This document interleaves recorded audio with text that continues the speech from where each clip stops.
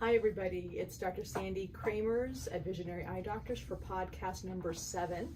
We're going to take a little break from talking about general ocular surface inflammatory diseases and disorders and just talk a little bit about how to improve and strengthen your stem cells. And the reason why I want to talk about this is because it's kind of the foundation of many treatments in ophthalmology and in other areas of medicine. And it's a big passion of mine to talk about this because who doesn't want to live a healthy, happier, disease-free life? And as a physician, I of course took the oath to do no harm and of course to help patients. And I think a lot of doctors really sometimes get caught up in here's the drug, good luck, goodbye, and don't get to the base of the problem. So I want you to think of a little bit of paradigm shift. There's a little joke among doctors that you know a doctor's about to retire when they come up with their own diet. And so that's the kind of the idea that there's so many doctors' diets and so many ideas of how to improve stem cells. We're going to talk about 5 top ways to improve your stem cells. So the first question is, what is a stem cell? Why is it important? So a stem cell is any cell that can divide and can differentiate. And so those cells are very beautiful because they can turn into multiple tissues. So the biggest stem cell that we talk about, of course, is embryonic stem cells. We all came from an egg and a sperm. They got together and they basically created a new being of dividing cells called a blastocyte. And when these cells get together, they produce cells that can divide and differentiate. And so there's essentially 3 tiers or a hierarchy of stem cells. We call the first tier like a reverse pyramid like this. The first tier is totipotent, meaning it can become any cell. Then comes pluripotent, and then comes somatic cell. So the idea is that when you have an embryonic stem cell, a baby, or I would say embryo, kind of reproducing in the mother's womb, it can be the cells can become any tissue, and that's the beauty of embryonic stem cells. The issue, of course, is that as the embryo continues to move on, it starts to become more differentiated. The cells can only become one tissue if they go towards the muscle, if they go towards the eye, or they go towards the skin, and they become somatic cells. So that's human cells essentially. So these cells are crucial, and we have millions of these cells still in our body. A 90-year-old patient still has stem cells in their body, and we can actually see some of the stem cells under the microscope in ophthalmology. For instance, when we look at an eye under the slit lamp microscope, we see the limbal stem cells around the cornea. So the cornea is the window of your eye, and those limbal stem cells are in charge of regenerating the cornea. So if you get a little scratch in your cornea, you get a foreign body, that can be one of the most painful things you can have because the nerves are exposed, but then your stem cells kind of cover it up to heal it up. So we have stem cells all over our body, in our teeth, in our bone marrow, in our fat. And so what we want to talk about is how to make those stem cells work better, and what we can do with stem cells currently and why they're important. So those are the key things of what stem cells are. Stem cells have sometimes a bad rap because of the controversy of embryonic versus adult stem cells. There's essentially 2 types of embryonic stem cells people should know about. Of course, there's the embryonic stem cells from an embryo. If the baby is, or the embryo has been aborted, or there's, obviously in vitro fertilization, sometimes they'll create embryos and then destroy them to have embryonic stem cells. That is, of course, controversial. The studies really are still lacking to show that embryonic stem cell technology is as effective as adult stem cell technology. There's a second component of embryonic stem cells that is also very promising, and that's the embryonic stem cells in cord blood serum. And so when a baby's born and the baby's with the mother and the placenta is about to be thrown away, the cord blood itself has a bunch of growth factors, even embryonic stem cells that are not controversial because the baby has been born. There's no issue about that.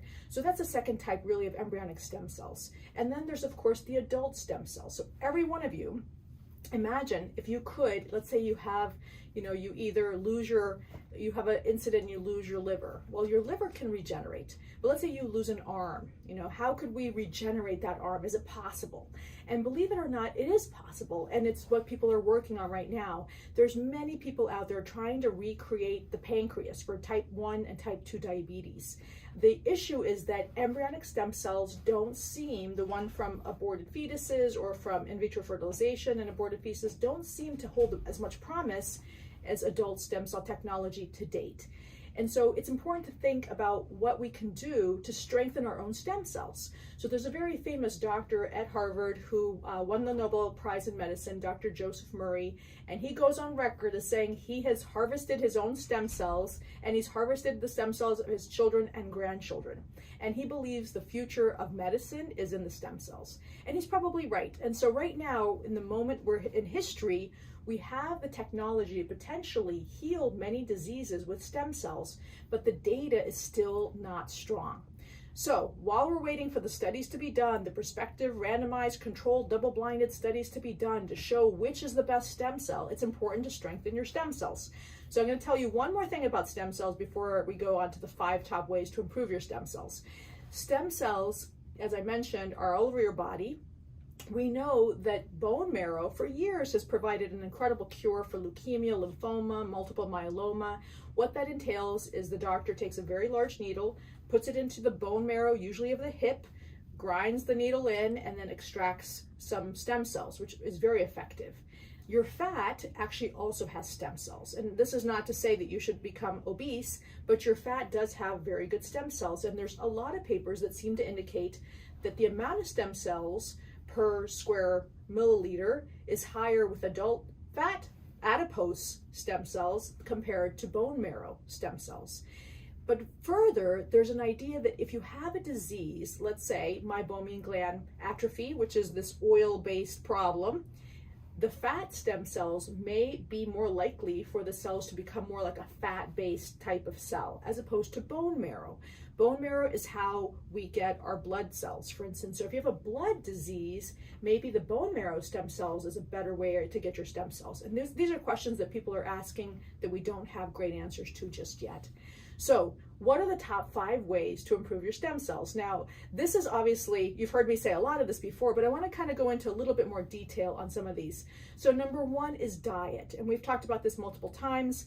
I'm a big proponent, of course, of the anti-inflammatory diet because your stem cells, we know, get stronger by fasting, which is very interesting. So when you fast, it actually can kill cancer cells. So most of us have about 50,000 mutations a day in our DNA.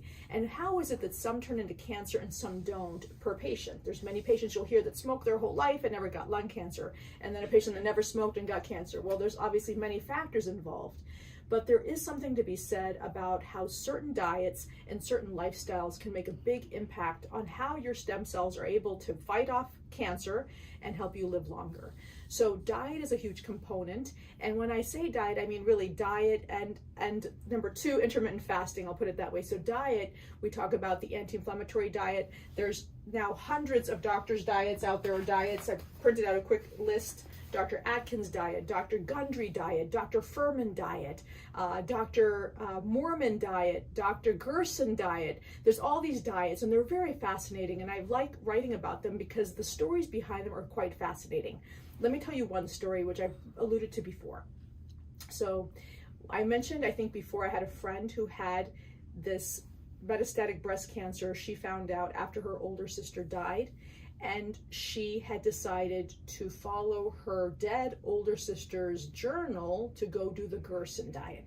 And the Gerson diet was a diet that was approved initially, or at least used in the United States for many years. But for some reason, Dr. Gerson lost his license and was kicked out to Mexico. And basically his diet was very straightforward. It was basically an organic-based diet, no chemicals, no hair products, no furniture polish, but he would recommend the enemas I mentioned before 3 times a day, which was quite difficult for a lot of patients. Meanwhile, another doctor in the Netherlands named Dr. Mormon had a similar kind of anti-cancer diet.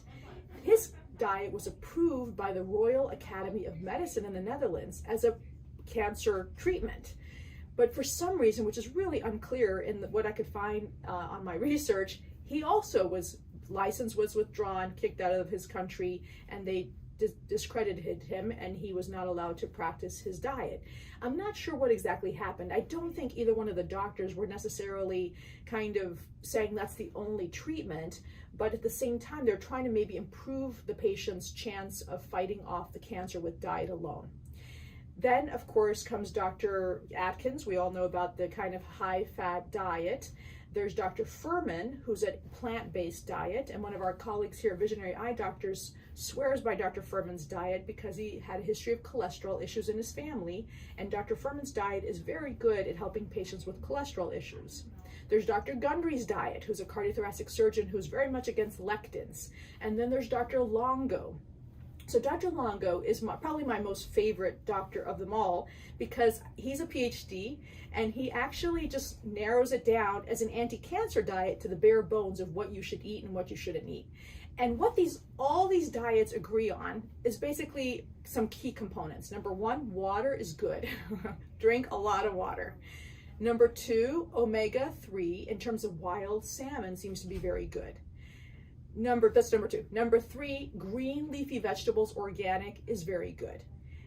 Everything else is kind of controversial, whether you should eat, like tomatoes. Dr.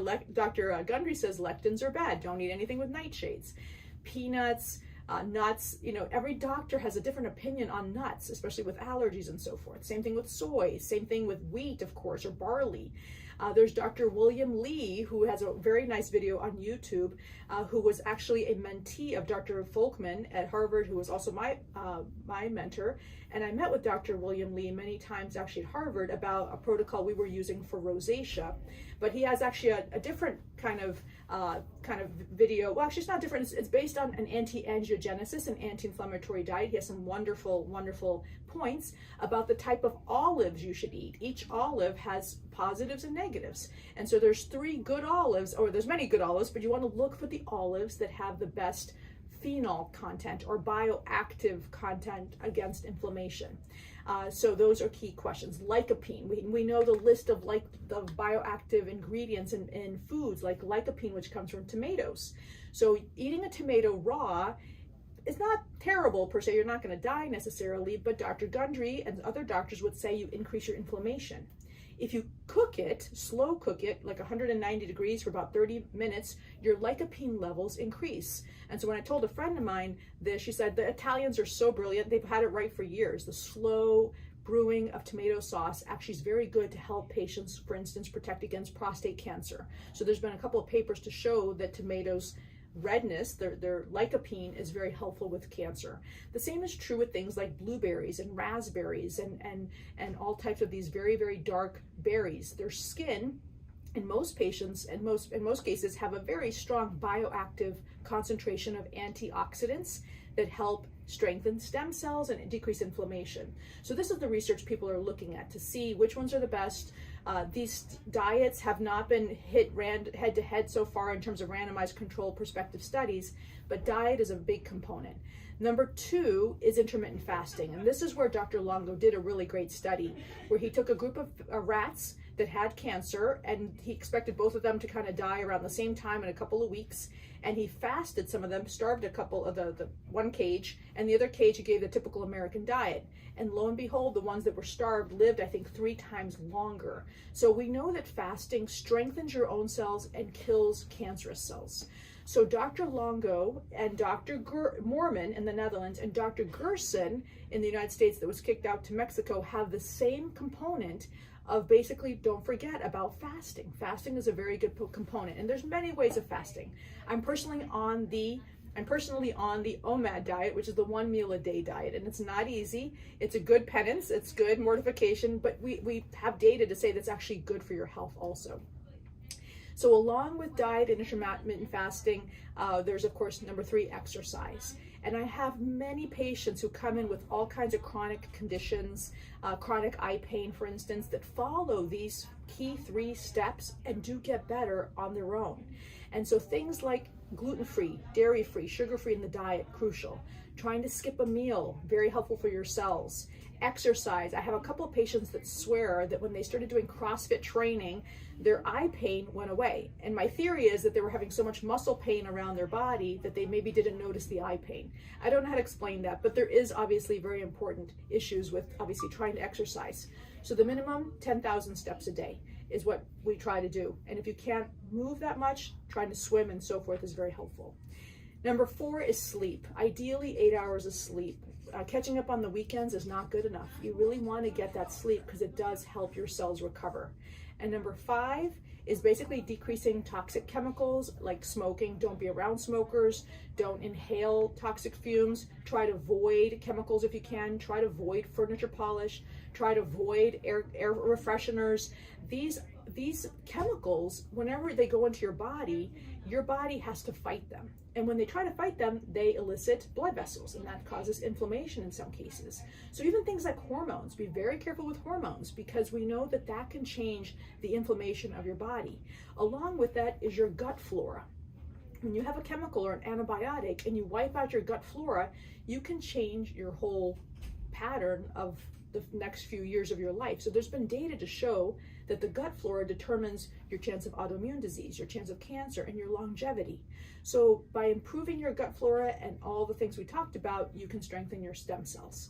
So think about the things you can do. We often talk about going up an inclined plane. We don't just go necessarily to the top, although I have some patients that quit cold turkey. I think I mentioned that my dad, when he was told he was pre-diabetic, literally went one day to the other and started a very strict low carb diet and would go below 50 carbs a day and call me and ask me, how many carbs I thought he had per day. So that's, some personalities can do that, but most of us take it step by step and really try each day to park your car a little further from the door of your work, or try to take the stairs instead of the elevator, or try to not have breakfast or skip dinner. Try just a little bit once in a while of these tiny little steps that are good for your body and also for your soul. So I hope this is helpful, and I hope you will pass this on, and please continue to send me your suggestions, and I hope you have a great day. Thank you.